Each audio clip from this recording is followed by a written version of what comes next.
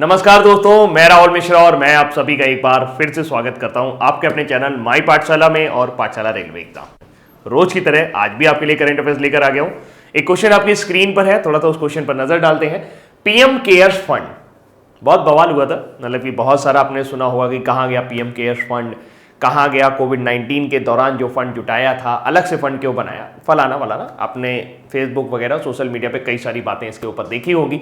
तो हाल फिलहाल इसका अमाउंट जारी किया गया है और उसके लिए पर्टिकुलर 1000 करोड़ रुपए एक किसी वर्ग के लिए जारी किए गए हैं। उसके बारे में हम लोग यहाँ पर बात करेंगे। तारीख है आज 26 जून और आज का इंपॉर्टेंट करंट अफेयर्स आपके सामने है। वीडियो को शेयर करना मत भूलिएगा और अगर पसंद आए तो लाइक करना भी मत भूलिएगा। चलिए चलते हैं, पहली जानकारी ही है पीएम केयर्स फंड से। हाल ही में पीएम केयर्स फंड ट्रस्ट ने सभी राज्यों और केंद्र शासित क्षेत्रों में सरकार द्वारा चलाए जा रहे कोविड-19 समर्पित अस्पतालों को 50,000 मेड इन इंडिया वेंटिलेटर आपूर्ति करने के लिए 2000 करोड़ रुपए जारी किए हैं। इसके अतिरिक्त प्रवासी कामगारों के लिए, जी हां, उस क्वेश्चन का आंसर हो जाएगा प्रवासी कामगारों के लिए, यानी कि जो दूसरे प्रदेश से अपने प्रदेश अपने घरों को लौट आए हैं लेकिन उनके पास काम नहीं है और इस वजह से उनकी जीविका नहीं चल पा रही है, उसके लिए 1000 करोड़ रुपए की व्यवस्था की गई है। इस कुल राशि में से 181 करोड़ रुपए महाराष्ट्र को जारी किए गए हैं, उत्तर प्रदेश को 103 करोड़ रुपए दिए गए हैं, तमिलनाडु को 83 करोड़ रुपए दिए गए हैं, गुजरात को 66 करोड़ रुपए और दिल्ली को 55 करोड़ रुपए दिए गए हैं। पश्चिम बंगाल को 53, बिहार को 51 और मध्य प्रदेश को 50 करोड़ रुपए आवंटित किए गए हैं, जबकि राजस्थान को 50 करोड़ और कर्नाटक को 34 करोड़ रुपए आवंटित किए हैं। ऐसा नहीं है कि अपना अच्छा पसंदीदा प्रदेश है तो उधर ज्यादा दे दिया, जहां बीजेपी सरकार है वहां ज्यादा दे दिया, ऐसा नहीं है। यहाँ पे जो आवंटन किया गया है वो जनसंख्या के लिहाज से और प्रवासी कामगारों को देखते हुए किया गया है। तो अगर आप गौर से देखेंगे तो यहाँ पर महाराष्ट्र को 181 करोड़ रुपए जारी किए गए, जबकि उत्तर प्रदेश को 103 करोड़ रुपए जारी किए गए हैं। इसके अलावा यहाँ पर वेंटिलेटर की अगर बात की जाए तो भारत में जो ये 50,000 वेंटिलेटर डेवलप किए जाएंगे, ये स्वदेशी मॉडल पर डेवलप होंगे, यानी मेक इन इंडिया पहल के अंदर डेवलप होंगे, आत्मनिर्भर भारत पहल के अंदर डेवलप होंगे, जिसमें से सबसे ज्यादा आधे से ज्यादा वेंटिलेटर यानी कि लगभग 30,000 वेंटिलेटर आपकी भारत इलेक्ट्रॉनिक्स लिमिटेड यानी कि बीईएल बनाएगी, जबकि 20,000 बाकी के जो 20,000 होंगे उसमें अगवा हेल्थ केयर 10,000 बनाएगी, एएमटीजेड हाई एंड 4,000, एएमटीजेड बेसिक 5,650 और एलाइड केमिकल 350 निर्माण करेंगे। अब तक 2,923 वेंटिलेटर बना दिए गए हैं, 1,340 वेंटिलेटर पहले ही राज्यों और केंद्र शासित प्रदेशों को दे दिए गए हैं, जिसमें से सबसे ज्यादा महाराष्ट्र को 275 वेंटिलेटर, दिल्ली को 275, गुजरात को 175, बिहार को 100, कर्नाटक को 90 और राजस्थान को 75 वेंटिलेटर दिए गए हैं। जून 2020 के अंत तक लगभग 14,000 अतिरिक्त वेंटिलेटर सभी राज्यों और केंद्र शासित प्रदेशों में वितरित किए जाएंगे। इन राज्यों में सरकारी कोविड अस्पतालों को ये वेंटिलेटर प्रदान किए जाएंगे ताकि गंभीर कोविड-19 रोगियों का बेहतर उपचार किया जा सके। पीएम केयर्स फंड की पृष्ठभूमि के बारे में थोड़ा सा जानते हैं। कोविड-19 महामारी से निपटने के लिए पीएम केयर्स फंड यानी कि प्रधानमंत्री नागरिक सहायता और आपातकालीन स्थिति में राहत निधि की स्थापना 28 मार्च 2020 को की गई थी। इसके लिए बाकायदा एक अकाउंट नंबर जारी किया गया था, जिसमें देश भर से लोगों ने अपना सहयोग इसमें दिया था। कोरोना वायरस के प्रकोप से उत्पन्न किसी भी प्रकार की आपातकालीन स्थिति या संकट से निपटने और इस महामारी से प्रभावित लोगों को राहत प्रदान करने के मुख्य उद्देश्य से यह समर्पित राष्ट्रीय कोष बनाया गया था। तो हाल फिलहाल 1000 करोड़ रुपए जारी किए गए हैं प्रवासी कामगारों के लिए और 2000 करोड़ रुपए जारी किए गए हैं आपके वेंटिलेटर खरीदने के लिए, जिसमें 50,000 वेंटिलेटर खरीदे जाएंगे। कैलकुलेशन आप कर लेना कि 2000 करोड़ रुपए 50,000 वेंटिलेटर, एक वेंटिलेटर कितने का, उसके लिए आपके पास पूरा दिन पड़ा हुआ है। आगे जानकारी है भारत के बाहर, वैसे तो हमारे देश में कई सारे योग संस्थान हैं, लेकिन भारत के बाहर पहला योग संस्थान लॉस एंजल्स में शुरू किया गया है। 21 जून को अभी हमने योगा दिवस मनाया और 21 जून को योगा दिवस की इस बार की जो थीम थी वो थी घर पर योग, परिवार के साथ योग, यानी yoga at home and yoga with family. Bharat के बाहर पहला योग विश्वविद्यालय अमेरिका के लॉस एंजलिस शहर में शुरू हो गया है। विवेकानंद योग विश्वविद्यालय नाम की संस्था का उद्घाटन 23 जून को विदेश राज्य मंत्री मुरलीधरन ने वीडियो कॉन्फ्रेंसिंग के जरिए किया। जाने माने योग गुरु नागेंद्र इस विश्वविद्यालय के पहले अध्यक्ष बनाए जाएंगे। तो देश के बाहर पहला योग विश्वविद्यालय कहां खुला? अमेरिका के लॉस एंजल्स में। और सबसे बड़ी बात यह कि इसके अध्यक्ष कौन है? पहले अध्यक्ष है गुरु नागेंद्र। योगा डे के बारे में देखें तो इसका एम्बेलम जारी किया यानी इसका लोगो जारी किया गया था और इस लोगो के बारे में आपको जरूर काफी सारी चीजें पता होनी चाहिए क्योंकि इससे जुड़ा हुआ कोई भी क्वेश्चन आ सकता है। जैसे ये पूछ लिया जाए कि इसके लोगो में ये जो ग्रीन सिंबल की पत्तियां दिख रही हैं, आपको ग्रीन कलर की पत्तियां दिख रही हैं, ये किसको रिप्रेजेंट करती हैं? तो ये नेचर को रिप्रेजेंट करती हैं। योगा का जो लोगो है, अगर आप योगा डे का लोगो देखें तो उसमें हाथ ऐसे जोड़ा गया है ऊपर की ओर, तो ये जो ज्वाइनिंग हैंड है ये रिप्रेजेंट करते हैं यूनियन यानी कि एकता को, संघ को रिप्रेजेंट करते हैं। उसके बाद पीछे एक ऑरेंज कलर का हालो बना हुआ है, हालो का मतलब होता है प्रकाश स्तंभ जो पीछे बना हुआ है, ये फायर एलिमेंट यानी कि मनुष्य के अंदर जो अग्नि उपस्थित है उसको रिप्रेजेंट करती है। और सर के पीछे एक ग्लोब बना हुआ है, ग्लोब रिप्रेजेंट करती है वननेस यानी कि एकता के सूत्र में हमें बांधती है। जो हरी पत्तियां हैं वो रिप्रेजेंट कर रही हैं नेचर को, जबकि जो ब्राउन कलर की लीव्स हैं वो रिप्रेजेंट कर रही हैं अर्थ को यानी कि पृथ्वी को। ब्लू करके जो आपका ह्यूमन बनाया गया है वो रिप्रेजेंट कर रहा है, ह्यूमन आर्ट जो बनाई गई है वो वाटर इन बॉडी को रिप्रेजेंट करता है यानी कि शरीर जो है वो पानी से भरा हुआ है। तो ये पूरा एम्बलम है, ये पूरा जो प्रतीक है ये आपको जरूर इसके बारे में पता होना चाहिए और ये आपने अभी देख लिया। अगली जानकारी की तरफ चलते हैं। कुशीनगर की बात हो रही है। कुशीनगर ऐसा नहीं है कि सिर्फ बौद्ध धर्म का एक पवित्र स्थल है, हिंदू धर्म में भी इसकी काफी ज्यादा मान्यता है, जैन धर्म में भी इसकी काफी मान्यता है। कुशीनगर उत्तर प्रदेश का एक जिला है जो कि नेपाल बॉर्डर से टच करता है। मैं एक दो बार कुशीनगर गया हूँ, वहाँ पे एक जगह है वो पडरौना, वहाँ पर भी मैं गया हूँ और कुशीनगर का जो बौद्ध स्थल है वो भी देखा है और जो लेटी हुई प्रतिमा है वो भी मैंने देखी है। तो बड़ा सुंदर स्थान है, आप भी वहाँ पर जा सकते हैं। फिलहाल अचानक से करंट अफेयर्स पढ़ाते पढ़ाते मैं कुशीनगर की बात क्यों न करने लगा, क्योंकि कुशीनगर का जो हवाई अड्डा है उसको अंतरराष्ट्रीय एयरपोर्ट बनाया जाएगा। ऐसा करने से क्या फायदा होगा? ऐसा करने से कुशीनगर में टूरिज्म को बढ़ावा मिलेगा, पर्यटन को बढ़ावा मिलेगा। तो उत्तर प्रदेश में केंद्रीय मंत्रिमंडल ने उत्तर प्रदेश के कुशीनगर हवाई अड्डे को अंतरराष्ट्रीय हवाई अड्डा घोषित किए जाने के लिए मंजूरी दे दी है। हवाई अड्डे की अंतरराष्ट्रीय दर्जा मिलने से घरेलू अंतरराष्ट्रीय पर्यटन और क्षेत्रों के आर्थिक विकास को बढ़ावा मिलेगा। यह अंतरराष्ट्रीय सीमा से लगा हुआ एक महत्वपूर्ण रणनीतिक सुलभ स्थान बनेगा। यहां 3 किलोमीटर रनवे स्ट्रिप पहले से ही बनके तैयार हो चुका है। इसके बाद अब यहां एक विशाल एयरबोस विमान भी हवाई अड्डे पर उतर सकता है। कुशीनगर उत्तर पूर्वी उत्तर प्रदेश के गोरखपुर से लगभग 50 किलोमीटर पूर्व में स्थित है और यह एक प्रसिद्ध बौद्ध तीर्थ स्थलों में से एक है क्योंकि यहीं पर महात्मा बुद्ध को परिनिर्वाण प्राप्त हुआ था। आइए जानते हैं कुशीनगर के बारे में छोटा सा कुछ और जानकारी लेते हैं, जल्दी से लेंगे। हिमालय की तराई वाले क्षेत्र में स्थित कुशीनगर का इतिहास अत्यंत ही प्राचीन और गौरवशाली है। वर्ष 1876 ईस्वी में अंग्रेज पुरातत्वविद ए कनिंघम ने आज के कुशीनगर की खोज की थी। ए कनिंघम को ही भारत में पुरातत्व का जन्मदाता माना जाता है। खुदाई में 6वीं शताब्दी की बनी महात्मा बुद्ध की एक लेटी प्रतिमा प्राप्त हुई थी। इसके अलावा रामाभार स्तूप और माथा कुंवर मंदिर भी खोजे गए थे। वाल्मीकि रामायण के मुताबिक यह स्थान त्रेता युग में भी आबाद था और यहां मर्यादा पुरुषोत्तम भगवान राम के पुत्र कुश की राजधानी थी, जिसके चलते इसे कुशावती के नाम से भी जाना गया है। पाली साहित्य के ग्रंथ त्रिपिटक के मुताबिक बौद्ध काल में यह स्थान सोडस यानी कि 16 महाजनपदों में से एक था और मल्ल राजाओं की राजधानी भी था। तब इसे कुशीनारा के नाम से जाना जाता था। 5वीं शताब्दी के अंत तक या 6वीं शताब्दी की शुरुआत में यहां भगवान बुद्ध का आगमन हुआ था। कुशीनगर में ही उन्होंने अपना अंतिम उपदेश देने के बाद महापरिनिर्वाण को प्राप्त किया था।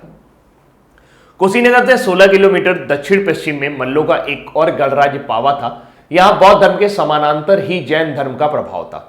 माना जाता है कि जैन धर्म के 24वें तीर्थंकर महावीर जैन, जो कि बुद्ध के समकालीन थे, ने पावा नगर में, वर्तमान में जिसे फाजिल नगर कहा जाता है, में ही परिनिर्वाण प्राप्त किया था। इन दो धर्मों के अलावा प्राचीन काल से ही यह स्थल हिंदू धर्मावलंबियों के लिए काफी महत्वपूर्ण माना जाता है। गुप्त काल के तमाम भग्नावशेष आज भी आपको यहां पर मिल जाएंगे।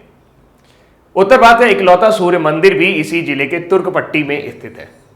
भगवान सूर्य की प्रतिमा यहां खुदाई के दौरान ही मिली थी, जो मुगल कालीन मानी जाती है। कुशीनगर जनपद का मुख्यालय पडरौना है, जिसका नामकरण के संबंध में यह बताया जाता है कि भगवान राम विवाह के उपरांत पत्नी सीता व अन्य सगे संबंधियों के साथ इसी रास्ते से जनकपुर से अयोध्या लौटे थे।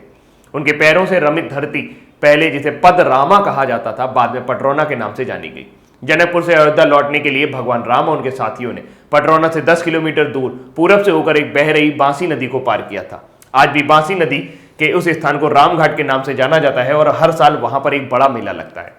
इस मेले के नाम से ये मशहूर होता है कि 100 काशी ना एक बांसी, यानी कि 100 बार आप काशी में नहा लें, उसकी जगह आप एक बार बांसी नदी में नहा लेंगे तो आपके सारे पाप तर जाएंगे। तो ये थी थोड़ी सी जानकारी कुशीनगर के बारे में, एक्स्ट्रा डोज।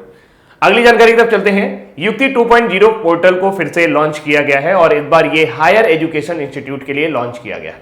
युक्ति, इसका फुल फॉर्म था young India combating Covid with knowledge technology and innovation. Full form जरूर याद रखिएगा। युक्ति पोर्टल को कोविड-19 के लॉकडाउन के दौरान लॉन्च किया गया था ताकि जो भी बच्चे अपने घर पर हैं और अपने कामों को यूज नहीं कर पा रहे हैं, अपने टैलेंट को यूज नहीं कर पा रहे, वो इस पोर्टल का प्रयोग करके उनके अंदर जो भी इनोवेशन विचार हैं, जो भी उनके पास नॉलेज है, उसका प्रयोग कर सकें।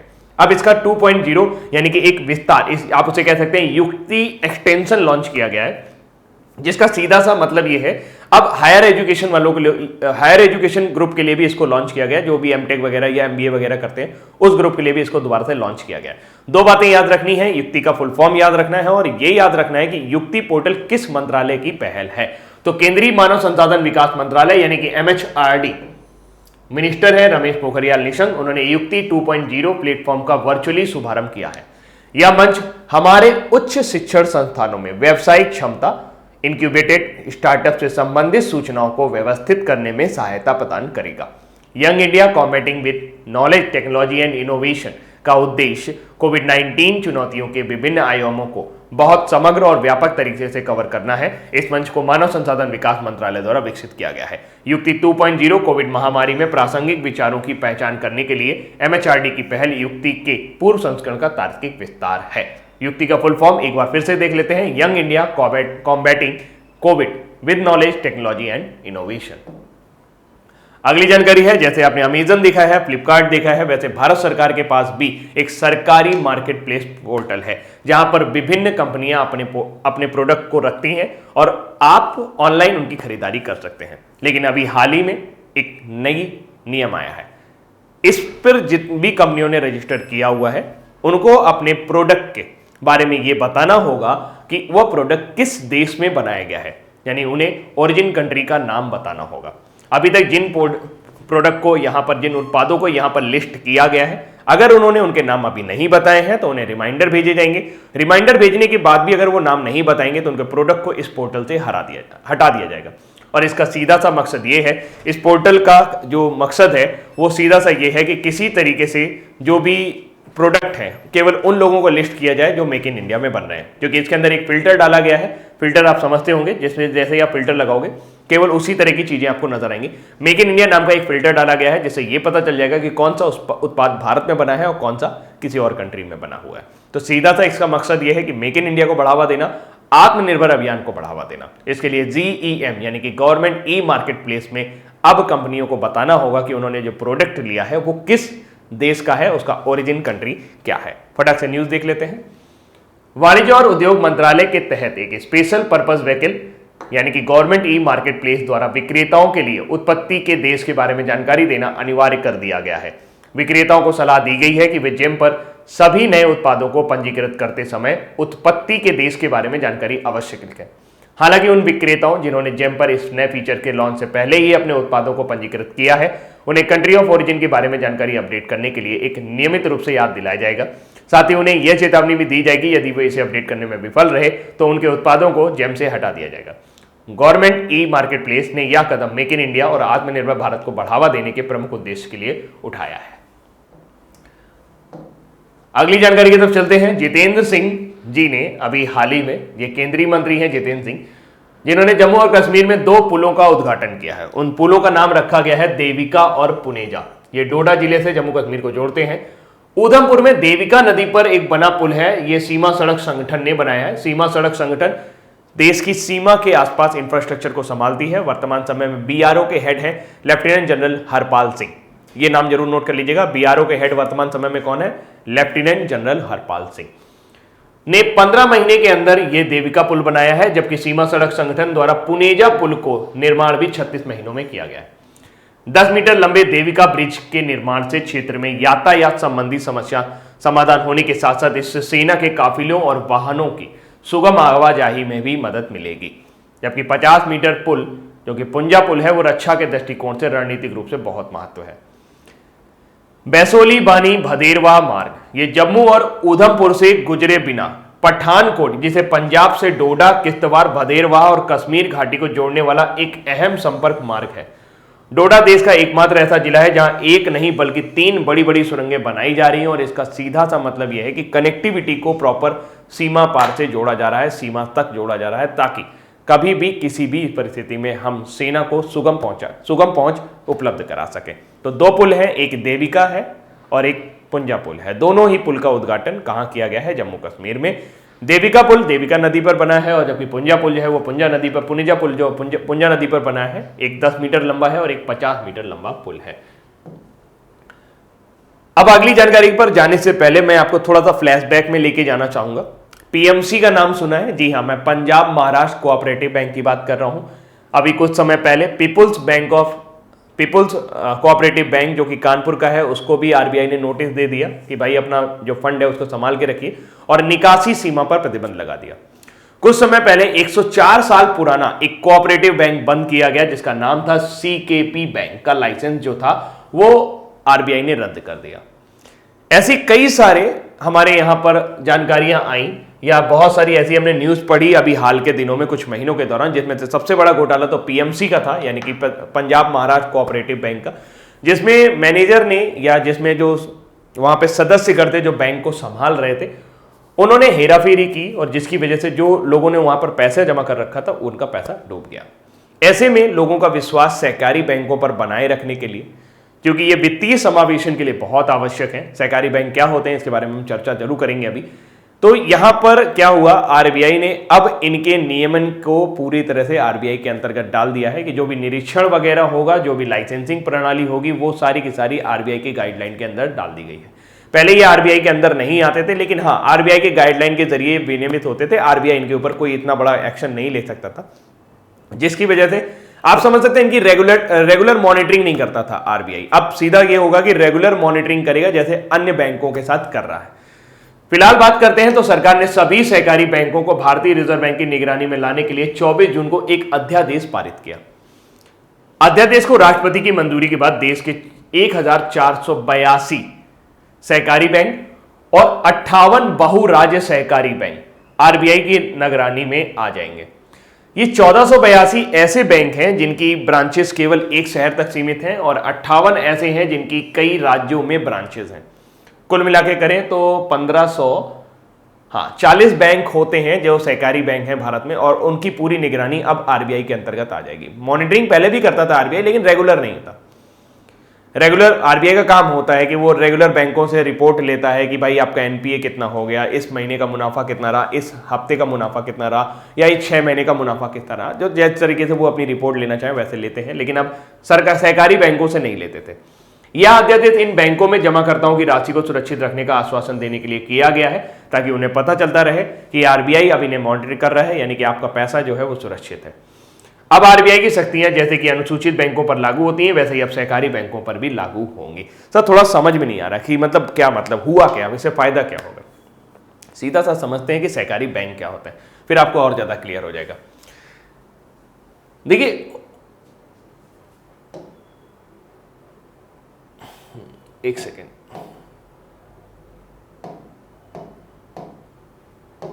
चलिए एक स्लाइड थी मेरे पास सहकारी बैंक की, कोई नहीं वो हो गई मेरे से, फिर भी मैं आपको बता देता हूं सहकारी बैंक क्या होते हैं। देखिए, जब ये हुआ कि चलिए वित्तीय समावेशन करते हैं, सभी लोगों को बैंकिंग सुविधा से जोड़ते हैं, तो कई जगह ऐसा महसूस किया गया कि जो ग्रामीण होते थे या जो भी छोटे छोटे कस्बे होते थे, वहां पर यह देखा गया, क्योंकि बैंकों में अक्सर राष्ट्रीय प्रतिनिधित्व होता था, जैसे कोई दिल्ली का बैंक है उसने एक ब्रांच वहां पे खोल दी, तो पहले लोग अपना पैसा देने में हिचकते थे। तो एक नया आइडिया कॉइन किया गया कि आप कोऑपरेटिव बैंक खोल लो। कोऑपरेटिव बैंक भी वही काम करते हैं कि आपसे पैसा लेंगे और आपको लोन देंगे, उसके जरिए अपना इनकम करेंगे, और इनके जो ब्याज दर होते थे, इनका जो मेन मकसद था वो ये था कि किसी तरीके से फाइनेंशियल इंक्लूजन किया जाए, ग्रामीण क्षेत्रों को भी इसमें शामिल किया जाए। हुआ भी यही, बहुत सारे क्योंकि इसमें जो सदस्यता होती, जो बैंक खोलने वाले लोग होते थे वो मेनली एक शहर के ही लोग होते थे, और जो बैंक में सदस्यता हासिल होती थी वो किसी नॉर्मल आदमी को भी, गांव का प्रधान वगैरह है तो उसको भी ये सदस्यता हासिल हो जाती थी। जैसे गांव वालों को ये भरोसा हो जाता था कि हमारा प्रधान इसके अंदर बैंक के अंदर है, तो मतलब इस कम हमारा पैसा डूबेगा तो इसको तो पकड़ लेंगे हम। धीरे धीरे राज्य बढ़ा, वित्तीय समावेशन बढ़ा, पैसा बढ़ा, लोगों का विचार बढ़ा, लेकिन आरबीआई ने जितनी ढील पहले दे रखी थी उतनी ढील अभी भी इस बैंकों को दे रखी थी। इनका रेगुलर मॉनिटरिंग नहीं होता था। रेगुलर मॉनिटरिंग ना होने से इन्होंने मनमर्जी लोन बांटने शुरू किए। जब वो एनपीए होना शुरू हो गए तो बैंक के जो सदस्यगण थे वो छोड़ छोड़ के भागने लगे, क्योंकि इनमें कोई ऐसा रेगुलेशन वगैरह था नहीं। तो अब इन्हें रेगुलेशन के अंतर्गत लाया गया।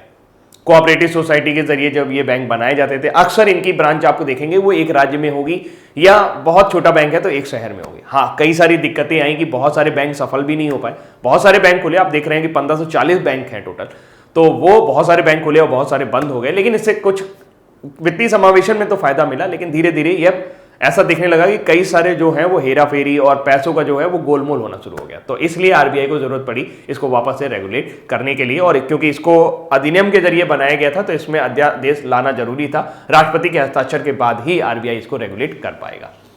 अगली जानकारी की तरफ चलते हैं। अगली जानकारी है ओबीसी आयोग का कार्यकाल 6 महीने बढ़ा दिया गया है। ओबीसी आयोग क्यों बना? ओबीसी आयोग क्या है? ओबीसी आयोग के अध्यक्ष कौन है? 3 प्रश्न का जवाब आपके पास जरूर होने चाहिए।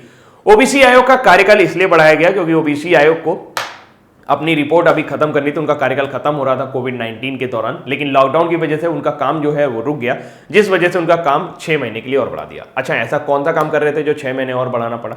ओबीसी आयोग ये देख रहा था विभिन्न राज्यों में ओबीसी का जो आरक्षण है उसको कुछ इस तरीके से डिस्ट्रीब्यूट किया गया है जिससे एक किसी पर्टिकुलर समुदाय को नुकसान हो जाता है। मतलब बहुत सारे अलग अलग राज्यों में अलग अलग समुदायों को सरकारी नौकरियों में जो उच्च पद होते हैं वहां पे आरक्षण में नुकसान होता है। ऐसे में एक सिफारिश जनरेट करने के लिए ऐसे में क्या उपाय किए जाएं, इसके लिए इस आयोग का गठन किया गया था।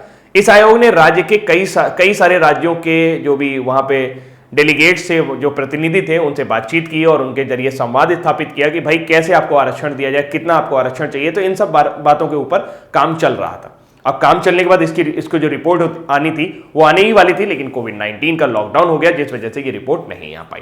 न्यूज की तरफ चलते हैं। केंद्रीय मंत्रिमंडल ने अन्य पिछड़ा वर्ग आयोग यानी कि ओबीसी आयोग का कार्यकाल 6 महीने के लिए बढ़ा दिया, क्योंकि इसका कामकाज कोरोना वायरस लॉकडाउन के कारण प्रभावित हुआ था।